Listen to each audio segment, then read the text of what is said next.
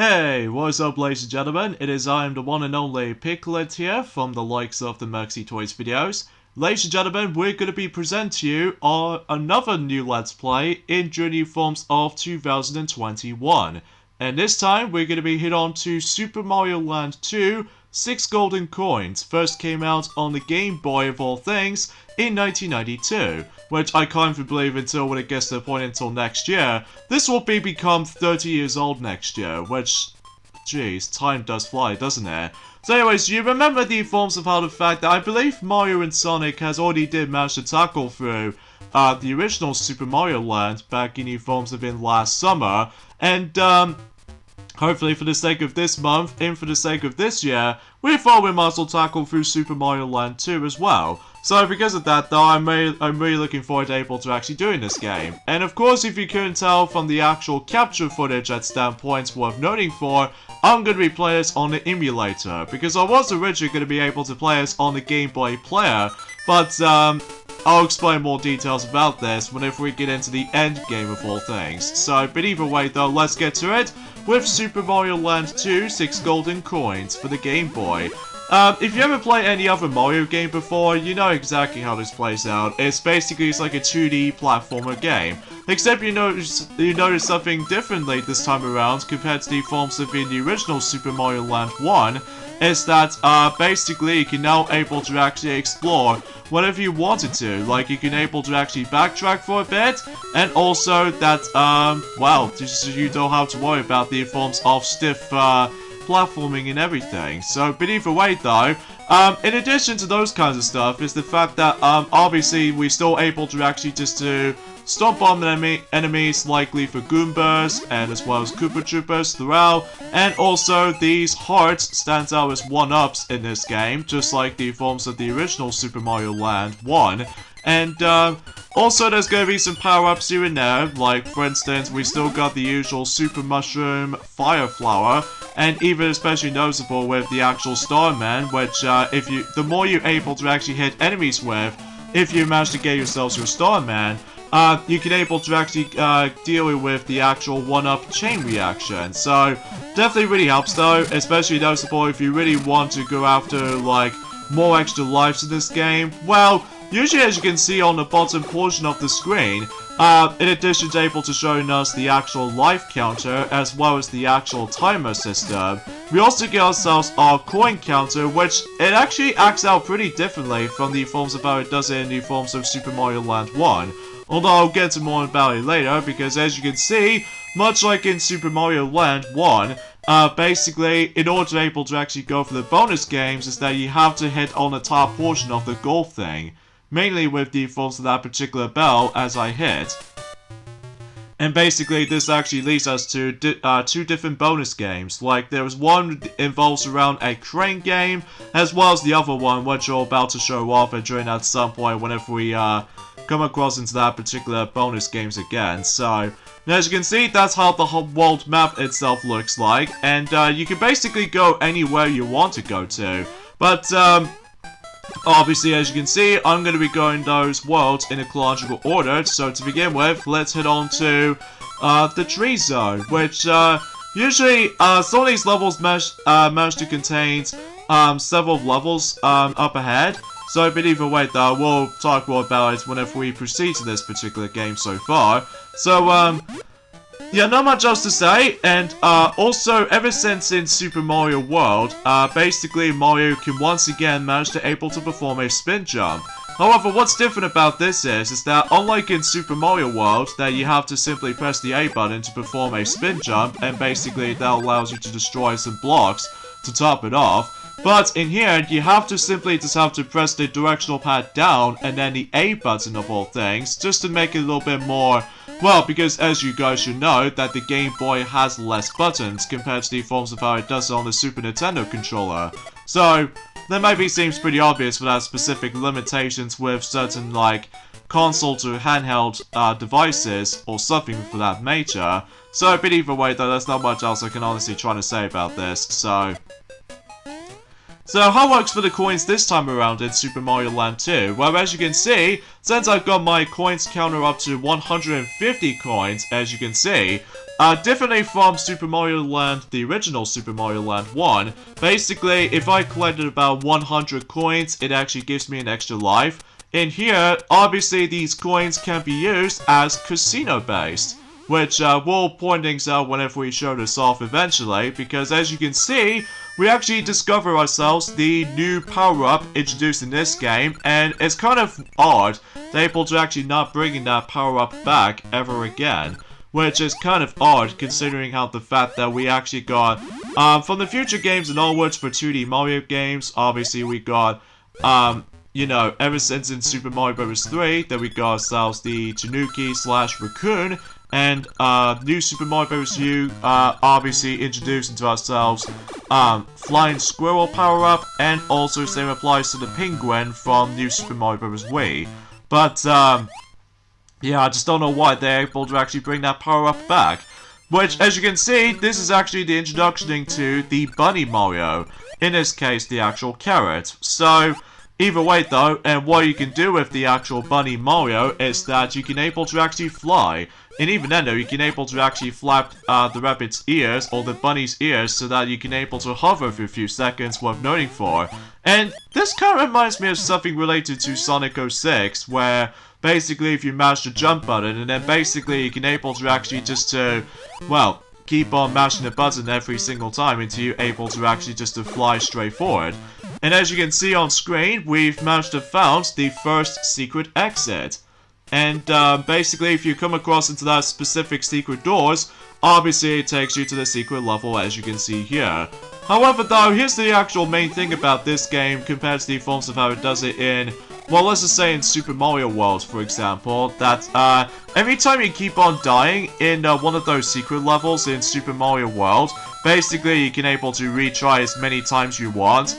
In here, if you manage to fail several, well, let's just say if you manage to keep failing for the multiple times on the secret level, I'm presuming you get kicked out of the secret level, and then you have to find the secret level again, and then basically that's how usually it works, even though it has been, you know, donkey's years since I actually played this game. I think the last time I played this game actually was in, I would say in 2016, whenever I managed to got myself the 3DS version of the game, which yes, much like the original Super Mario Land, the 3DS Virtual Console re-release also get its re-release during in 2011, so, but except the fact that it's on a different month, so, but you know, you get the idea of how this usually just turns out to be, so, what I will say though is the fact that the Bunny Mario power-up is actually pretty useful, especially noticeable whenever we get onto the hardest parts throughout the game, and, because, again, we'll talk more about that whenever we, get into the later portion of the game. Is it just me, or is that particular checkpoint bell kind of feels a bit familiar to me? Why, yes. That was before when, Tail Sky Patrol usually becomes a thing. Only in Japan, though. Like, basically, in one of those checkpoints in, Tail Sky Patrol, that also contains a bell. So, in this case in here, that's the bell becomes a checkpoint. So, yeah, I guess that makes it pretty obvious for some similarities going on around here. So, anyway, let's go ahead and, try to time our jumps correctly into whenever we're able to hover across a whole chasm of spikes, as you can see. So, but either way, though, we can able to be safe around here, and especially noticeable that we still need to keep that power up at all times, so just in case we can ever have ourselves an easier time going, even for, you know, as I said earlier, whenever we get onto the later stages throughout the whole game, we're pretty much gonna talk more about that, so yeah, it's not too much of a big of a deal. And also, if you notice something also is the fact that we actually come across into ourselves the actual enemy counters. Like, basically, every time you stop an enemy or kill the enemy, specifically the Goombas for example, that your enemy counter goes up. And I'm presuming if you do manage to, like, stomp about 100 enemies, I'm pretty sure the only rewards you can get is the Starman. So, but either way though, that's the only thing I was trying to research on that specific stuff. Oh, those invisible blocks. They're always there for the sake of, like, trying to screw me up sometimes. But hopefully it won't give me that much trouble, I don't think, though. Well, at least I hope so anyway. Until the final portion of the game, it gets ridiculously hard.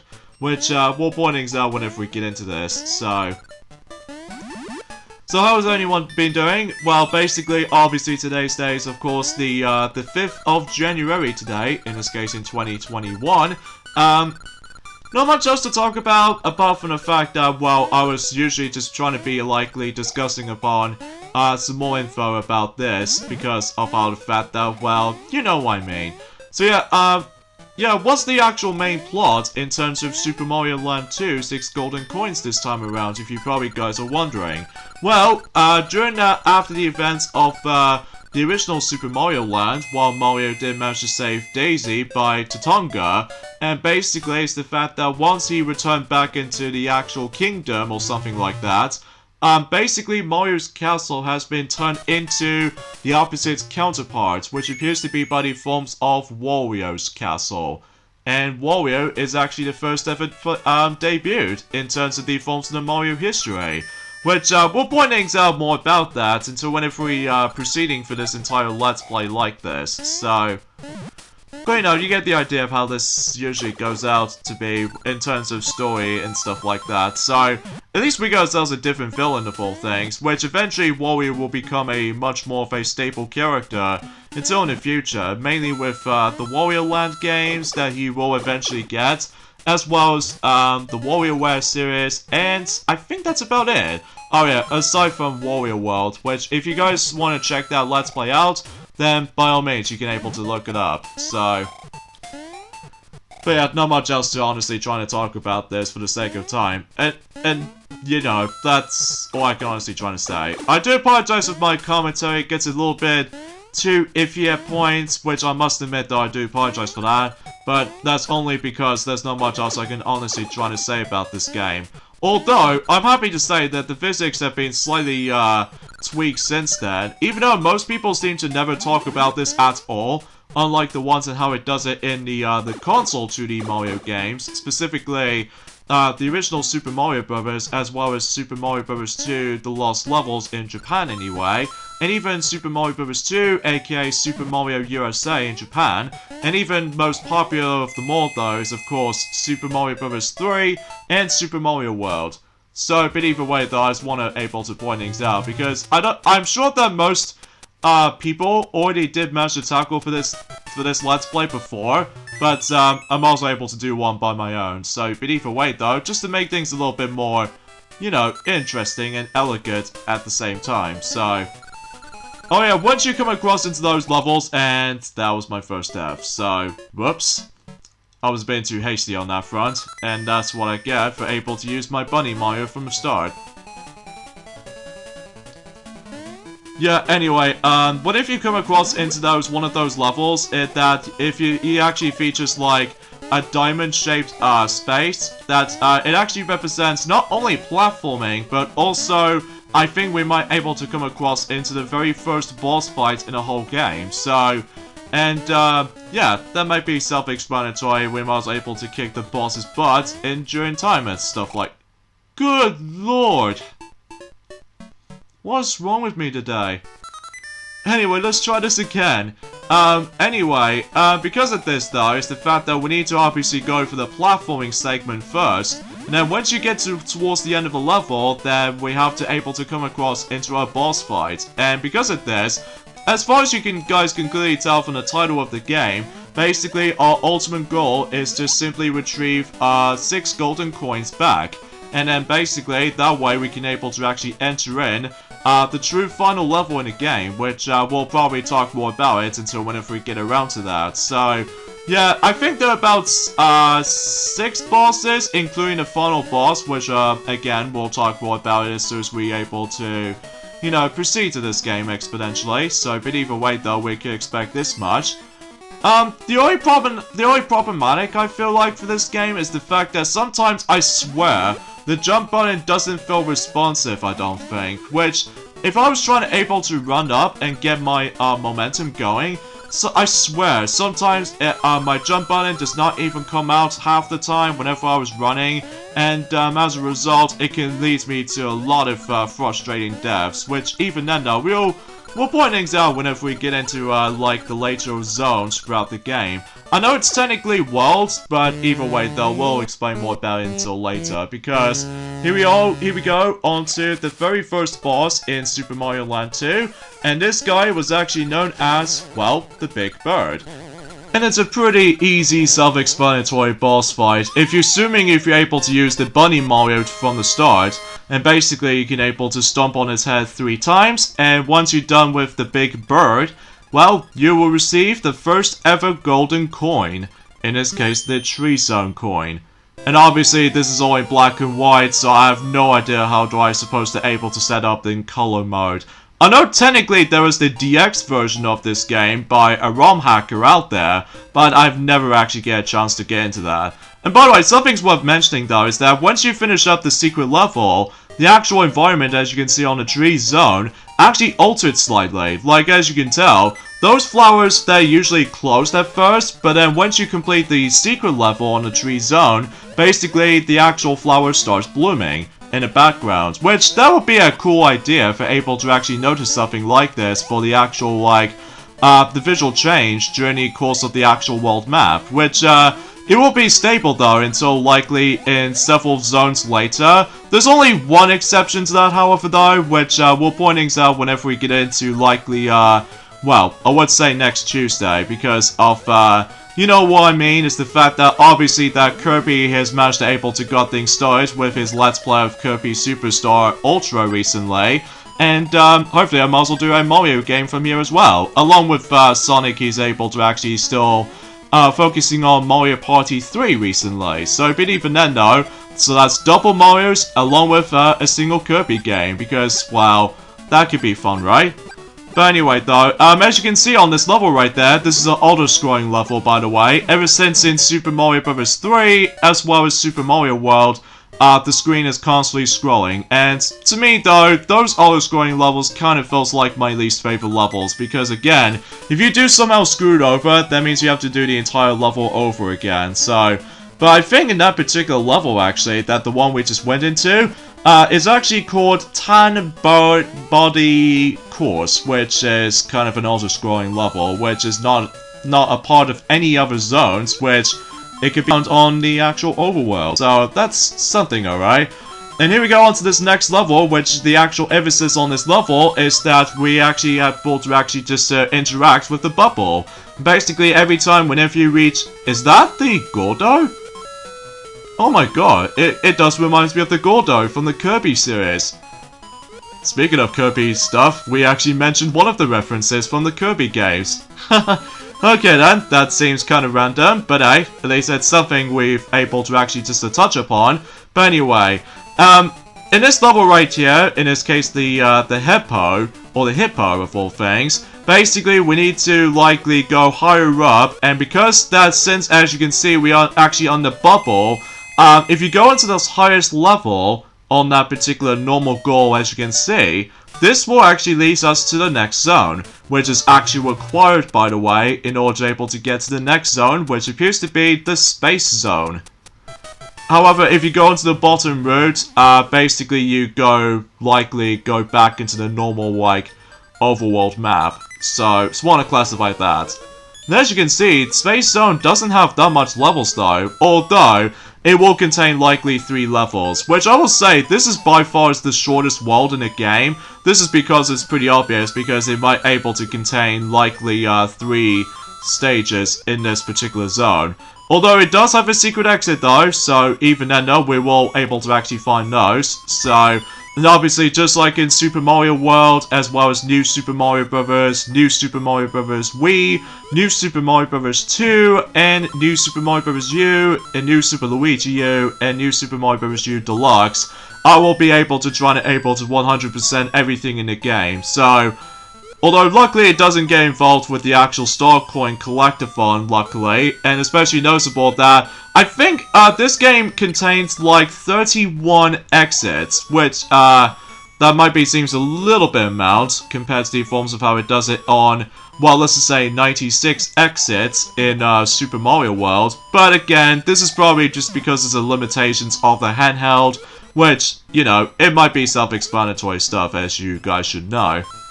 But I will say though, most of those zones is actually very unique, even especially noticeable whenever we get onto the later zones. Although, obviously one of the most uniquest zone in this game, which appears to be by the forms of Space Zone, because as you can see, we actually ended up on a space suit. And every time you jump, when you're in the actual outer space, basically it's the fact that you would be able to actually just float for a few moments notice. Which, eventually, whenever we get on to the next boss fight, that we'll talk more about until later. Although, before we get into that, we need to take on the forms of the secret level in the space zone. And what happens is the fact that that particular star just managed to able to hit the moon's head, which actually becomes a lot more painful for that particular moon, which I felt sorry for. This level's not that much of a challenge. The only thing you can only get is just basically just, you know, rewards like coins or anything else like that. In fact, most of these secret stages is actually really easy. Although, one exception, mind you, which we'll point things out whenever we get into likely the third zone after this. Which, even then, we'll talk more about it until then. So, anyway, let's go ahead and carefully time our jumps correctly and get some more coins. And we found, well, the normal exit for that particular secret level. And as you can see, that moon is now giving us a sad face because he just felt so... Well, I honestly felt sorry for this particular moon for able to actually get his head banged. So, but either way though, now let's go ahead and move on back onto Space Zone 1 again. But this time around though, we'll just go ahead and do the normal exit route now. So, but either way though, we can expect this much, so... But yeah, you get the idea of how the fact that most of these zones were able to play it out. I will try to able to do like 2 zones per video just because, or specifically 2 world zones, because although originally I was going to able to save up for likely 1 world per video, just like the forms of how it does it on most any other 2D Mario games, but I just figure I'm also able to do 2 zone worlds per video just because... Well, this game is significantly shorter, well, usually I would say short though, but I will still say that the original Super Mario Land 1 is still pretty short, just because of the forms of the limitations of the handheld, but either way though, that's honestly what I was gonna able to actually just, well, point things out basically, so... I know those enemies does have names, but I haven't exactly researched upon that specific stuff as much, just because I'm more into the forms of likely, simple and easy, common enemy names, likely Goombas, Koopa Troopas, or anything else like that, but as for anything else though, I just never know the rest of it though, sadly. But anyway, let's go ahead and just make our leaps of faith not to get hit by those spikes, and... hopefully, we should be able to... Oh, can I get the gold bell? Yes, I do. Woo! Nicely done. And that way, it should able to lead me to the next bonus game. And by the way, you know with that particular crane game, as we already saw, there's also the second bonus game that, as you saw for about a few minutes ago, which appears to be by the forms of likely, let's just say like a, well, a labyrinthy maze, kind of like... I don't know, it's kind of hard to explain, because it has been donkey's years since I actually played this, so... Anyways, let's get on to Space Zone 2, where basically everything else is also scrolling, basically. And as you can see, we can now able to actually just float at any point. So, but either way though, that's a pretty awesome thing. And of course, the spacesuit will obviously make its return until, specifically, Super Mario Odyssey as the actual costume, which is actually pretty cool. In the actual HD thing for the first time, and I don't know if I... Oh, dang it, I got crushed. And that's why I'm not a big fan of those ultra-scrolling levels to begin with. But hopefully we'll try that again. And also, because as you can see, that we actually come across into those angry stars. Be careful though, because if one touched on you, or if you somehow touch those angry stars, you will die. Assuming if you're able to actually get a power-up or something. So, but either way though, that's... all I can honestly try to say about that for the most part, so hopefully we should able to avoid those as much as we can. But yeah, there's gonna be a lot of times though that I'm also able to occasionally die at one point. Especially noticeable how the fact that, well, the game might be a bit tricky though, but nowhere near as like tough as the forms of how it does it on Super Mario Bros. The Lost Levels, because good lord, the Lost Levels is like, well, it's almost an impossible game to beat. But either way though, but at least I did manage to complete the Lost Levels thanks to the Super Mario All-Stars compilation, which is obviously a good thing because that game does have, you know, save slots and all that stuff though, so but even then though, that's all I can honestly try to say about this for the most part. Oh yeah, something's worth mentioning for this point as well is the fact that what's kind of weird about this game compared to the forms of how it does it on Super Mario World, that basically if you somehow manage to able to like, well, as you notice that I've got myself my Fire Flower power-up on, and then if I somehow accidentally touch the normal regular mushroom, it actually transformed me backwards to the normal mushroom power-up for Super Mario, which I was like, are you kidding me? I know it sounds a little bit picky by saying this, but either way though, it's just a bit weird to able to actually just noticing that system. And by the way, something's worth mentioning for this point as well, for those of you the bronies out there might able to actually notice by this point, there's actually a ROM hack to this game by the forms of Super Fluttershy Land, 6 Elements of Harmony, which, if you're ever noticing that particular ROM hack, it's basically Super Mario Land 2, except you playing as Fluttershy, and basically the whole plot remains the same, except the fact that Wario becomes Trixie, the great, all-powerful Trixie! Although it's kind of hard to pronounce that specific catchphrase, by the way, because it has been a while since I've actually seen a show, so, but anyway. And look who it is! Guess who's back from the likes of Super Mario Land 1? Yes, it appears to be Tantago, or Tangaringo. Well, it's kind of hard to explain about this. Tatanga, which, yeah, that's his name, by the way. I recommend you able to actually duck as soon as he able to try to, like, shoot you with projectiles, and then that way, if you time your jumps well enough, and once again it's about 3 hits, as opposed to a whole bunch of bullet shots from the likes of the original Super Mario Land 1, and, yeah, he's no brainer.